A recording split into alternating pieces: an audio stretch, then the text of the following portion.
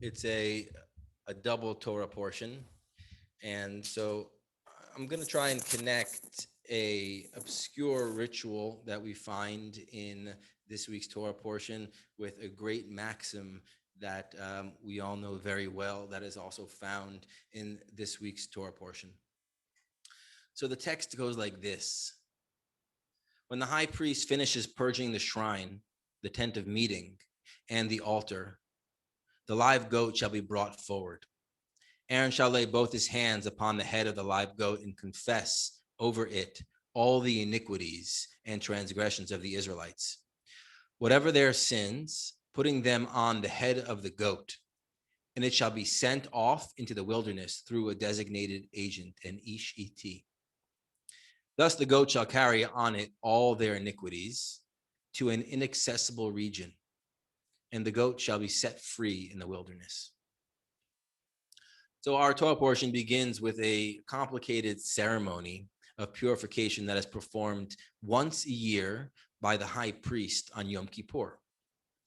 The purpose of all the expiatory rites was to maintain the purity of the Mishkan, of the sanctuary, preparing it as a place, a structure where the divine presence could dwell.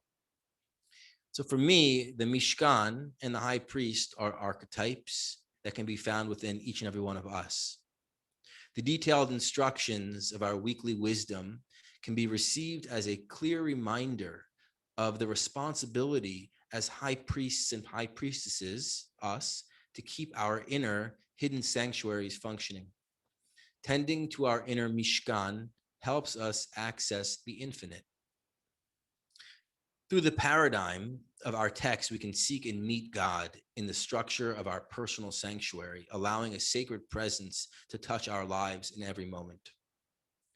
And so some of our ancestors realized that this ritual of purification for the community performed just once a year on Yom Kippur was not enough to keep the divine flow open.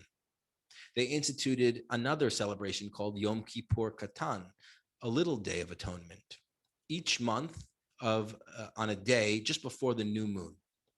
This practice transforms a dark time of the month into a time of purification so that the sanctuary could be cleared and a space could be prepared for the divine presence as the moon returned to the night sky.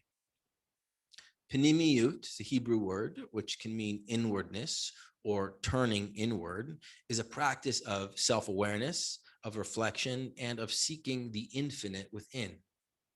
Learning about ourselves and God through different metaphors and seeking the holy within through various practices.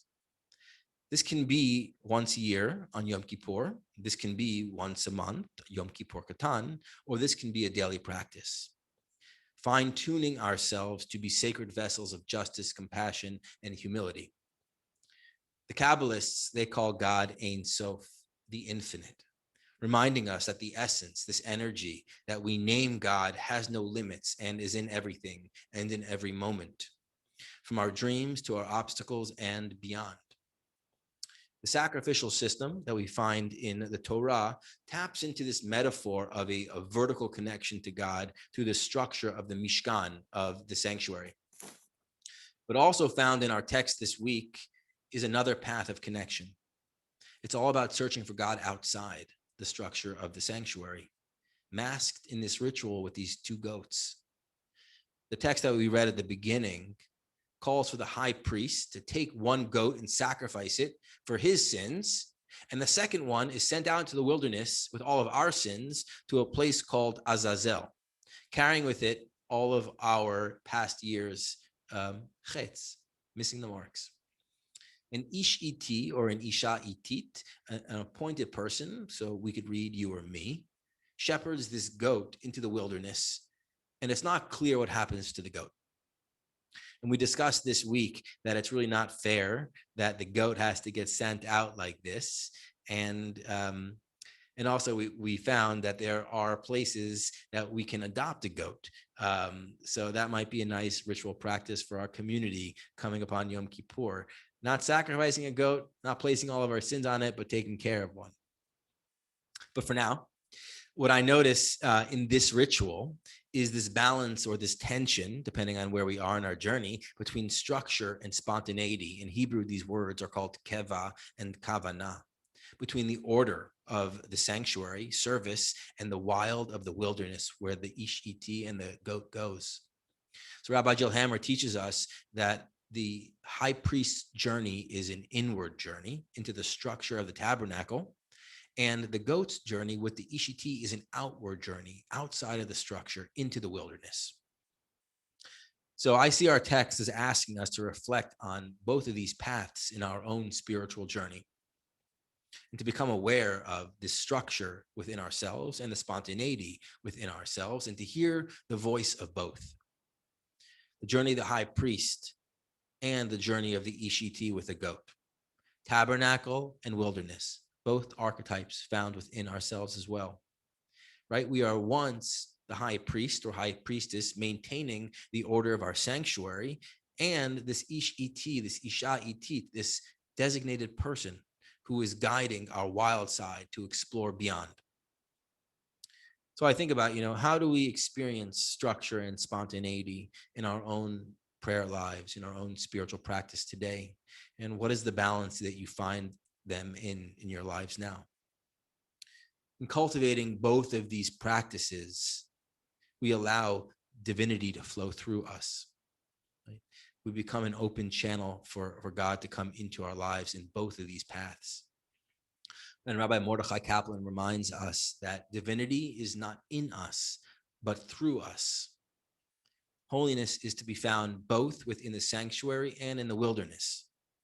When we are aware that our lives and our beings are sacred vessels and they are in process, always in process, the sanctuary and the wilderness can coexist and grow together. Learning how to balance these two potencies, for me, is what this practice of pinimiyut, this inward turning, this inward journey is all about. God moves through each and every one of us, and our text is teaching us how to attune to these channels of flow. All of our spiritual practices, prayers, study, actions, interactions aid in our awareness of being sacred vessels, all of us. And while this is a very personal journey, it is one I believe that everyone is called to be aware of. As we look at the people around us, our loved ones, strangers, may we be aware this practice and process is happening for all, whether we are aware of it or not.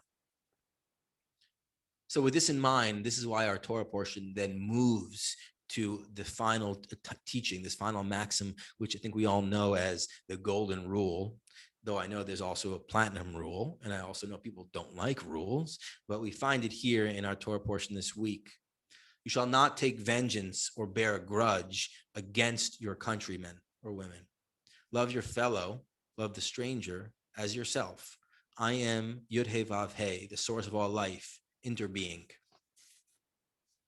Without acknowledging the centrality of this rule, this golden rule, the sanctuary and the wilderness will be lost within, hidden away, not to be found.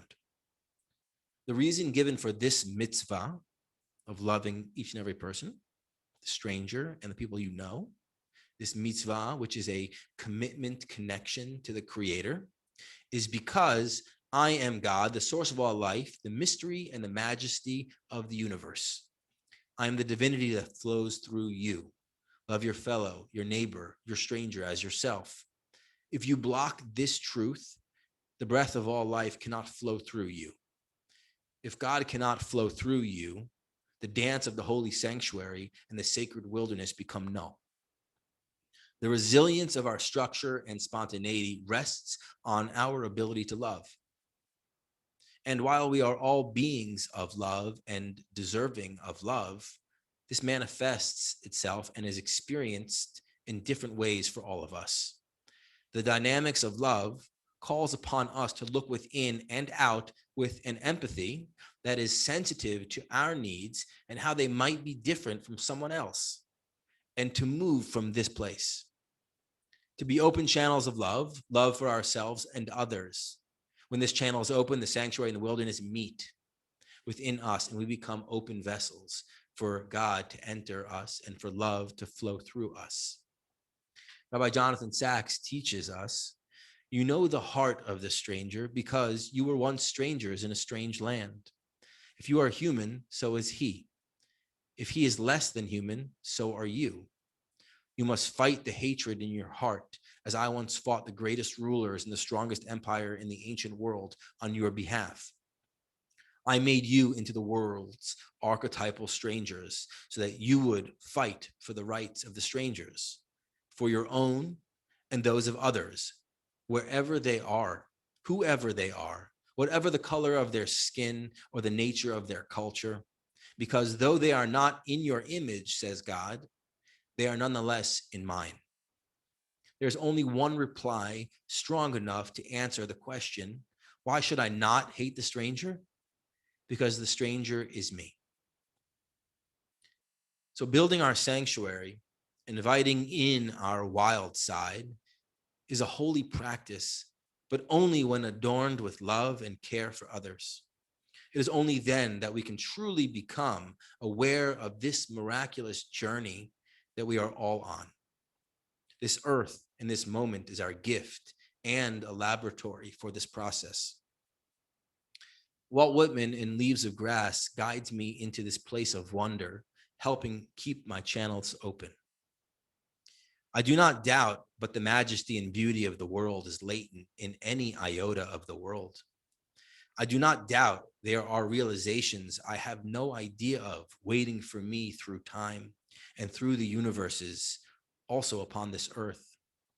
I do not doubt there is more in myself than I have supposed, and more in all men and women. I do not doubt that whatever can possibly happen anywhere at any time is provided for in the inherence of things. I do not doubt, as Rabbi Akiva puts it, loving the other is the greatest principle in the Torah, and, as Hillel poses, all the rest is commentary. May we move from this truth, and may it cause us to be hardcore in our love and care for ourselves, others, and the world, uniting the sanctuary and the wilderness. Shabbat Shalom.